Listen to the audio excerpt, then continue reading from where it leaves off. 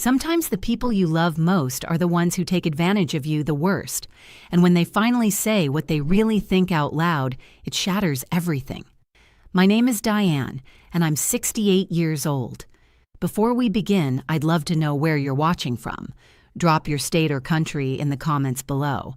Now let me tell you about the week I dismantled my son's entire world after his wife made one comment too many. For 3 years, I believed I was building a legacy. My son Mark and his wife Ashley had 2 beautiful children, Emma, who's 5, and Lucas, who just turned 3. When Ashley got pregnant with Emma, they were living in a cramped apartment, both working entry-level jobs with mountains of student debt. As a mother, watching your child struggle cuts deeper than any pain you felt yourself. I'd spent 40 years building a successful catering company in Charleston. Started with nothing but a borrowed commercial kitchen and a dream. By the time I was ready to slow down, I had corporate contracts, wedding bookings 2 years out, and a reputation that meant something. I was comfortable, more than comfortable. When Emma arrived, I made a decision. I sold my house, the one my late husband Henry and I had filled with memories, and I moved into the garage apartment behind Mark and Ashley's new place, the place I helped them buy. I told myself it made sense. I could help with the baby, they could save on childcare, and I'd get to watch my grandchildren grow up. But that wasn't all I gave them. 6 months after Emma was born, I sat Mark down and told him about my idea. I'd been watching Ashley struggle to find good catering for corporate events at her company. The industry I knew inside and out was booming in their area. So I proposed starting a new branch of my catering business, something fresh, something that would be theirs. I'd provide the capital, the connections, the recipes, the training, everything. They'd run it, build it, and eventually it would be their security. Mark cried when I told him. He hugged me so tight I could barely breathe. "Mom, I don't know what to say. This is incredible." Ashley smiled, but even then, I caught something in her eyes I couldn't quite read. I dismissed it. She was stressed, overwhelmed with a new baby. We all were. I structured the business carefully, put it in their names, but I retained a percentage until they paid back my initial investment. Standard business practice. My lawyer even questioned why I wasn't protecting myself more, but I brushed him off. This was my son, my family. The business took off faster than I'd even projected. Within 18 months, they had steady corporate clients, a small team of servers, and bookings that kept them profitable. I worked alongside them, teaching Ashley everything I knew, watching Mark handle logistics and client relations. During the day, I'd manage their books, plan menus, handle suppliers. Then I'd pick up the kids. From preschool, make dinner, do baths, read bedtime stories. I told myself I was blessed. I had purpose. I had family. I was needed. I had no idea I was just convenient. My typical day started at 5:30 a.m. I'd hear Lucas wake up through the thin walls of my garage apartment, followed by Emma's footsteps padding to her parents' room. By 6, I was in their kitchen, making breakfast while Mark and Ashley got ready for work. Pancakes, eggs, oatmeal, whatever the kids wanted. I packed their lunches with the little notes Emma loved, the ones with smiley faces and hearts. Ashley would come down, hair perfect, makeup done, scrolling through her phone. "Thanks, Diane," she'd say, not looking up. Mark would grab coffee, kiss the kids, and they'd both be gone by 7:15, off to run the business I'd built for them. I'd get Emma to kindergarten by 8, come back to entertain Lucas until his preschool at 9:30. Then I had exactly 4 hours before pickups began again. Those 4 hours I spent working for their business, unpaid. I'd negotiate with suppliers, revise menus, handle the books, manage their social media, respond to client emails. I told myself it was temporary, that once they were fully established, I could step back. But businesses don't run themselves, and Mark and Ashley had discovered something convenient.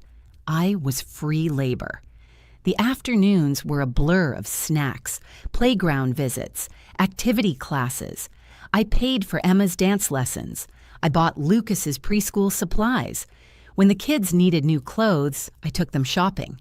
When they were sick, I was the one canceling my own plans to stay home with them. Mark and Ashley would text from client meetings, from networking events, from the office they'd rented with the profits from my recipes and my reputation. "Mom, can you handle bedtime? We have a tasting to oversee." "Diane, we're running late from a consultation. Can you feed the kids?" "Would you mind watching them this weekend? Great opportunity for us to go to this industry conference." I never said no. What kind of grandmother says no?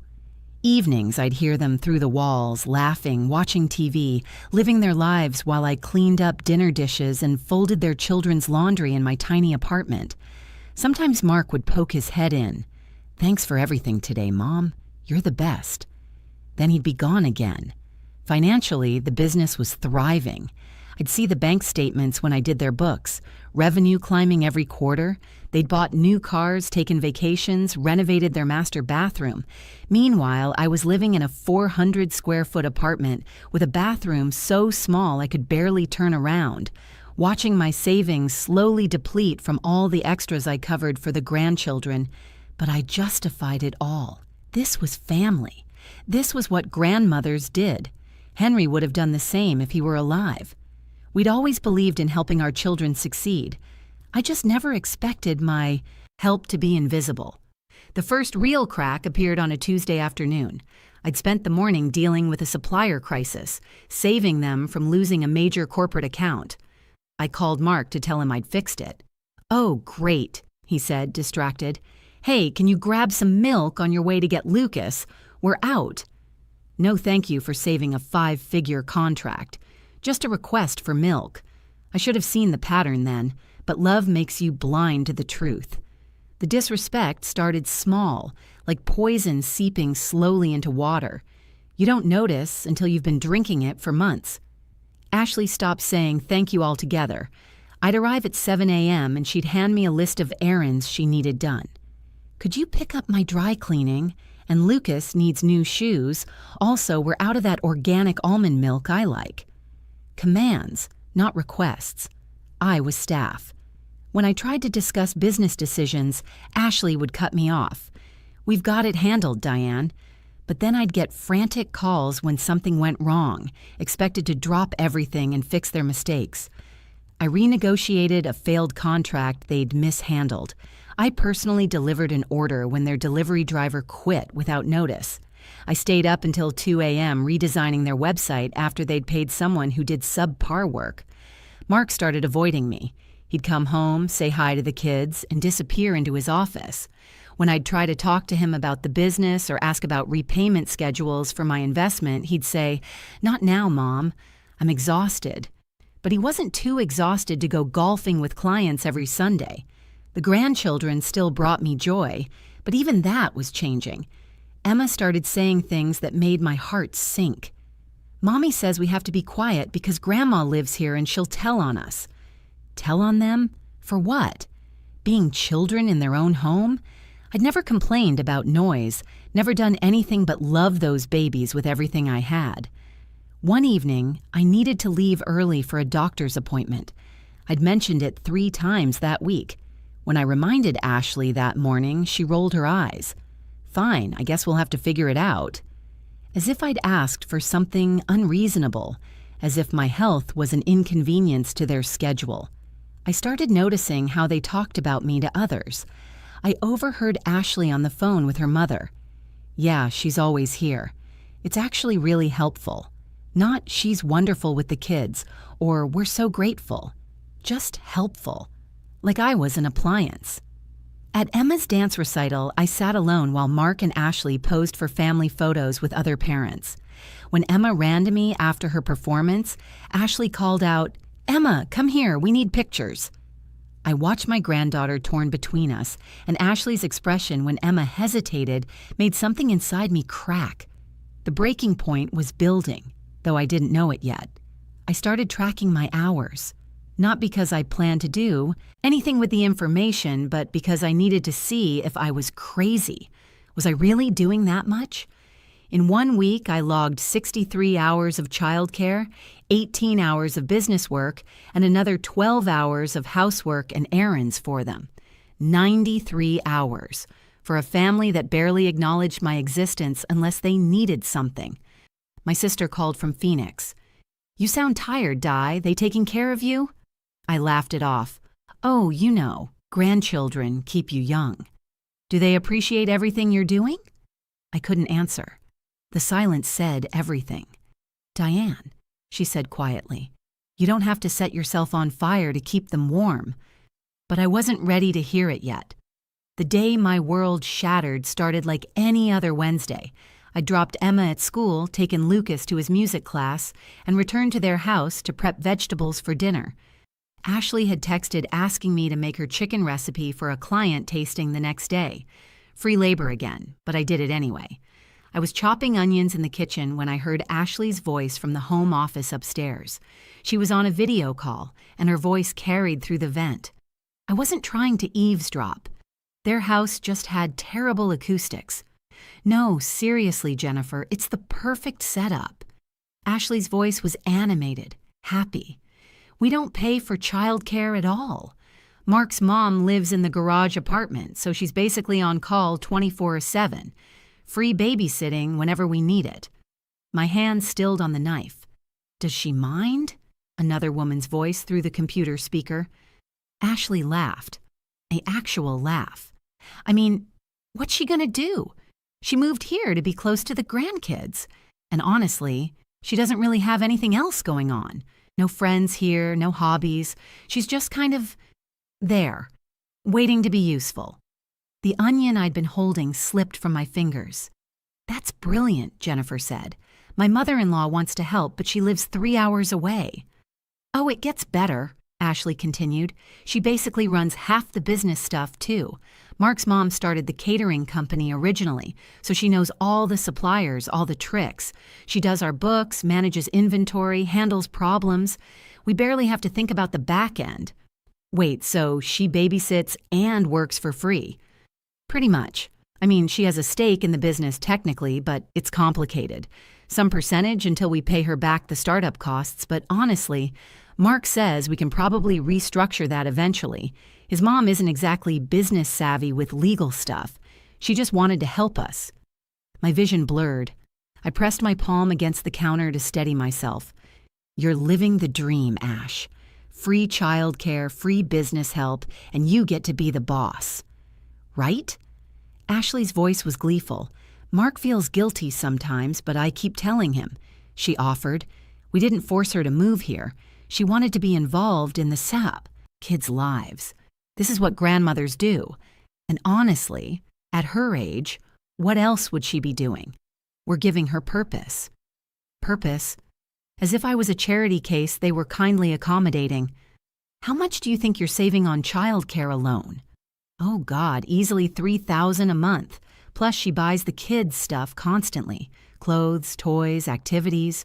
We basically have no childcare expenses at all, and minimal kid expenses. It's insane.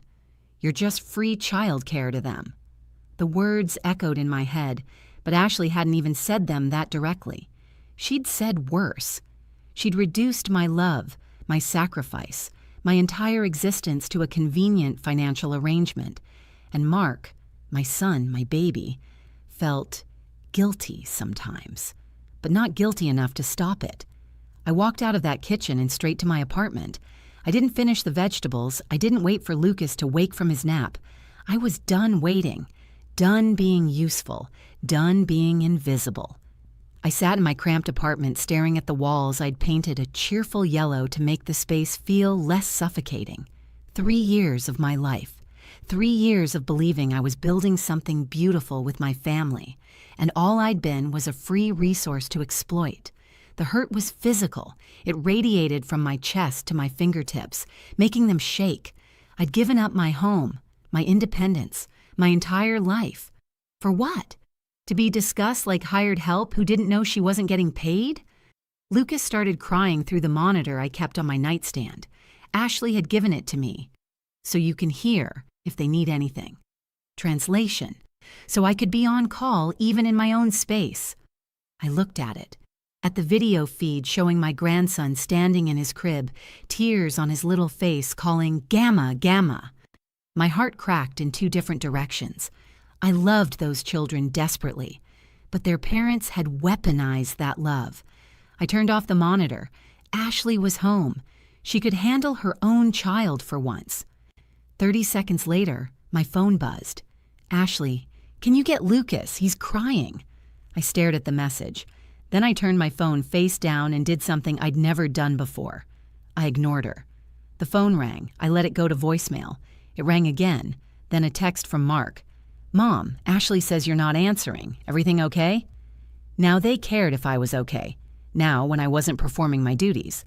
I pulled out my laptop and opened the folder containing all the business documents. I'd been meticulous with record keeping. Every contract, every agreement, every email. The original business formation documents showed clearly I owned 40% until repayment of my initial $200,000 investment, plus agreed-upon interest. They'd paid back exactly $0. More than that, the business license, the LLC formation, even the bank accounts. I'd helped set everything up, but in my attention to detail, I'd made sure certain safeguards existed. They were in both our names. The main business account required 2 signatures for major transactions. The supplier contracts had my name on them as guarantor. They'd been so eager to have everything official, to make the business look established for loans and clients, that they'd signed whatever I'd put in front of them. They'd never imagined I'd need to protect myself from my own family. I opened my email and started a new message to Robert Chen. No, I need to use a different name. I opened my email and started a new message to Robert Martinez, the business lawyer who'd helped me set up the original company decades ago. "Robert, I need to discuss a legal matter urgently regarding the business I started for my son. I need to know what my options are for ending my involvement completely and recovering my investment." His response came within an hour. "Can you come to my office tomorrow at 10 a.m.? Bring all documentation."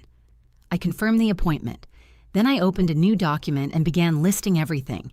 Every hour of childcare, estimated at local going rates. Every business task I'd performed, valued at consultant fees. Every expense I'd covered for the children, for the house, for their convenience. The numbers were staggering. Even being conservative, they owed me over $400,000 in unpaid labor alone. But I wasn't interested in billing them for love. I just wanted out. And I wanted what was legally mine. That night, Mark knocked on my door. I didn't answer. He knocked again. "Mom, we need to talk." Mark's voice carried through the door, uncertain. I opened it but didn't invite him in. He looked uncomfortable, shifting his weight from foot to foot. "Ashley said you ignored her messages today, and you didn't watch Lucas during his nap." His tone was accusatory, like I'd shirked a shift at a job I didn't remember applying for. I had something to take care of. "But you didn't tell anyone. We couldn't find you. Ashley was in the middle of a conference call." "Ashley was home. She's his mother. She handled it." Mark blinked, surprised by my tone. I'd never pushed back before. "Okay, but usually I drop everything to make your lives easier. I know." I kept my voice level. "I have a meeting tomorrow morning. I'll be unavailable from 9 to noon. You'll need to arrange your own childcare." "Wait, what? Mom, we have a huge tasting tomorrow. We both need to be there." "Then I suggest you hire a babysitter." His face flushed. "We can't just hire someone last minute, and that's expensive." "Yes," I said quietly. "Childcare is expensive. Approximately $3,000 a month in this area, I believe." The color drained from his face, so he'd known exactly what they were saving, what I was worth in dollars and cents. "You heard us," he said finally. "Ashley's call yesterday." I heard enough. "Mom, look, Ashley didn't mean it like it sounded." "Don't." I held up my hand. "Don't insult me by pretending I misunderstood. I heard exactly what she meant. I've been convenient free labor, free childcare, free business help, free everything, and you knew it. It's not like that." "What's it like then, Mark? Tell me." I waited, but he just stood there, mouth opening and closing like a fish. "That's what I thought. I have an appointment tomorrow. I'm unavailable. Figure it out." I closed the door on my son's shocked face. The next morning, I dressed in the navy suit I'd worn to business meetings in my old life. I felt like myself for the first time in 3 years. Robert Martinez's office was downtown, 30 minutes away. I didn't leave a note. I just left. Robert was in his 70s now, but sharp as ever. He read through every document I'd brought, his expression growing increasingly grim. "Diane, I'm going to be blunt. You have significant legal standing here. You own 40% of this business. You're listed as guarantor on major contracts. The repayment terms they violated give you grounds to call the entire loan immediately due." What does that mean practically?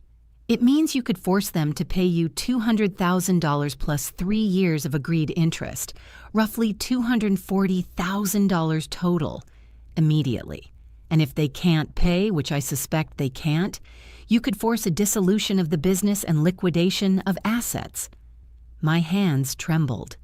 They'd lose everything. They've paid you nothing while building wealth on your investment. Legally, you're entitled to this. I thought of Emma and Lucas, but then I thought of Ashley's laugh. She doesn't really have anything else going on. If you're still watching, please hit that subscribe button. You'll want to see how this ends. "What are my options?" I asked Robert.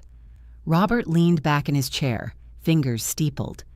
"You have 3 primary paths. 1. You formally demand immediate repayment of your investment with interest. 2. You dissolve your partnership and force a sale of business assets. 3. You exercise your ownership rights and take operational control." What's option 3 mean exactly? The operating agreement states that as a 40% owner and founding member, you have equal authority over major business decisions. You could legally lock them out of accounts, revoke their access to suppliers that contract with you specifically, and restructure operations. Essentially, you could take back what you built. I thought about this. Mark and Ashley had clients? Yes. But those clients came from my reputation, my recipes, my decades of relationships. The business name itself carried my legacy. Legacy Catering and Events. I'd insisted on that name, wanting them to build something lasting. They'd built it all right. On my back. If I go with option 3, how quickly could it happen? Robert smiled, and it wasn't kind. "With your authorization, I could have preliminary paperwork filed by end of business today. You'd need to act decisively, though. Change passwords, secure accounts, inform me. Key vendors. It would be abrupt. They'd be blindsided." Yes. I thought of all the times I'd been blindsided. Every dismissive comment, every ignored boundary, every assumption that I'd just comply. The image of Ashley laughing about me to her friend played on repeat in my mind. Let's go with option 3. The next 2 hours were a blur of signing documents, making phone calls, and setting things in motion. Robert had a colleague who specialized in business disputes. Within the hour, formal notices were being prepared. By noon, I'd changed the passwords on every account I had access to, and there were many. The business email, the vendor portal, the website backend, the main banking account that required 2 signatures. I drove to the commercial kitchen they rented, the one where I'd taught Ashley every technique she knew. I had a key. I'd always had a key because I opened up twice a week to prep for large events. I walked in and began a systematic inventory. Every piece of equipment, every ingredient, every item I'd purchased with my initial investment. I photographed everything, time-stamped and documented. Then I sent an email to their 3 largest suppliers. "This is Diane Foster, founding partner of Legacy Catering. Please note that effective immediately, all contracts and credit arrangements require my personal approval. No orders should be processed without my written authorization." I copied Robert on everything. By 2 p.m., my phone was exploding. 17 missed calls from Mark, 9 from Ashley, text messages scrolling past faster than I could read them. Mark: "Mom, what are you doing?" Ashley: "You can't just lock us out of our own business." Mark: "The suppliers are saying we can't order for tomorrow's event." Ashley: "This is insane. Call us now." Mark: "Mom, please, we can talk about this." I turned off my phone and drove to the bank. The business account had $47,000 in it, payment from a large corporate event the previous week, an event I'd planned, prepped, and managed while they'd simply shown up to smile at clients. I withdrew my authorized amount, every penny I was legally entitled to as an operating partner, covering business expenses. Mark and Ashley could figure out how to run a catering company with no food, no supplies, and no money.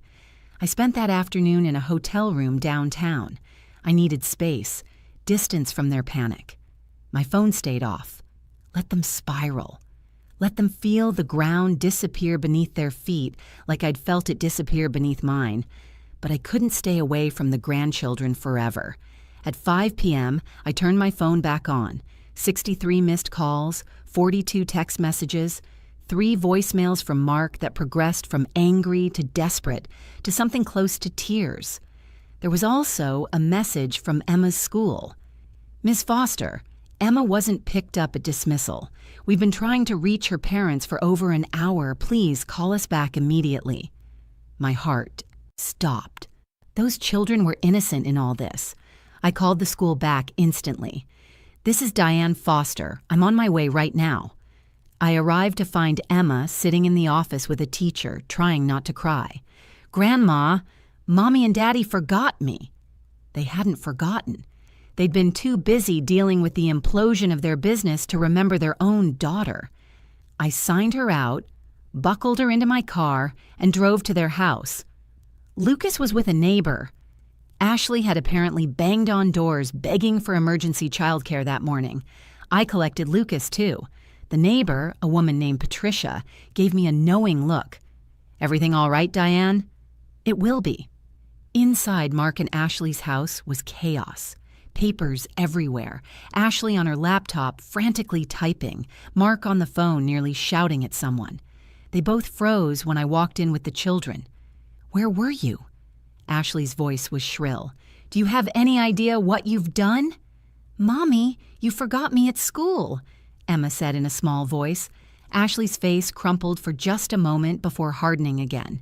"Go to your room, Emma. Grandma and I need to talk." "No," I said firmly. "You need to take care of your children. I'm not here to babysit." "You can't just destroy our business." Mark was shaking. "Mom, this is insane. Whatever Ashley said, whatever you think you heard..." I heard the truth. Finally. I set my purse down. I heard that I'm just a convenient resource, free labor with no other purpose in life, someone to exploit while you build wealth and take vacations. That's not fair. What's not fair is that I've given you 3 years of my life and you've given me nothing but contempt. Did you know you owe me for childcare alone? At going rates, roughly $108,000. That's not counting business consulting, bookkeeping, or the fact that you've never paid back a single dollar of my $200,000 investment. Ashley laughed, but it was edged with hysteria. "You can't bill us for being a grandmother. That's not how family works." "You're absolutely right. Family shouldn't work that way. Family should be based on love and respect, but you turned it into a transaction. So now we're having a transaction." "We have an event tomorrow." Mark's voice cracked. "A corporate client, 50 people, they've paid a deposit. We can't access our accounts. We can't order supplies. We can't..." "You should have thought of that before you decided I was disposable." The silence was deafening. "What do you want?" Ashley's voice was flat now, defeated. "Money? Fine, we'll pay you back." "With what money?" "I have your bank account information, remember? I do your books. You have $47,000 in business accounts, most of which you owe to upcoming vendor payments. You have $23,000 in personal savings. You finance both your cars. Your house has a mortgage. Where exactly is this payment coming from?" Mark sank onto the couch, head in his hands. "So, what? You're just going to destroy everything? Everything we built?" "Everything I built," I corrected quietly. I created those recipes. I cultivated those supplier relationships over 40 years. I brought the clients through my reputation. You just wore nice clothes and smiled. "That's not true." Ashley stood up, fists clenched. "We worked hard. We grew this business. With my foundation, with my knowledge, with my free labor." I pulled out my phone and opened my notes. I tracked my hours for the past month alone. 173 hours. Childcare, business work, housework for your family. That's more than a full-time job for zero pay and zero appreciation. So this is revenge. Mark's voice was hollow. You're punishing us. No, I'm recovering what's mine and removing myself from a toxic situation. There's a difference. The door burst open. Ashley's mother, Cheryl, stormed in with a face like thunder. What is happening? Ashley called me crying about some insane... She stopped when she saw me. Diane, what did you do? I stopped working for free. They're family. You don't charge family. You're right. Family shouldn't charge family. Family also shouldn't exploit family. But here we are. Cheryl turned to Ashley. Can't you just apologize? Work this out? Ashley's jaw tightened. I'm not apologizing for stating facts. She did offer to help with childcare. She did choose to move here. Oh, stop. Mark's voice cut through. Just stop, Ashley. He looked at me with something that might have been recognition finally breaking through. She's right. We took advantage. I took advantage of my own mother. Mark, Ashley started. No, I heard what you said to Jennifer. I was in the room. I heard you laugh about how we don't pay for anything, how Mom just exists to be useful. And I didn't say anything because it was convenient for me, too. His voice broke. I'm sorry, Mom. I'm so sorry. The apology hung in the air. Part of me wanted to accept it, to fold him into my arms like I'd done his whole life. But apologies didn't erase 3 years of systematic disrespect. I appreciate that, Mark, I do. But words aren't enough anymore. What do you want from us? Ashley demanded. I pulled out the papers Robert had prepared. I want formal dissolution of my partnership, my investment returned with interest within 90 days, and all my personal property removed from the business.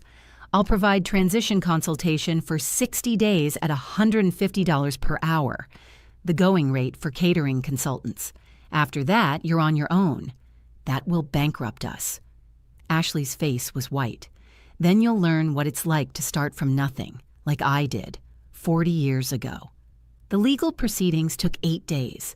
8 days where Mark and Ashley scrambled to save what they could.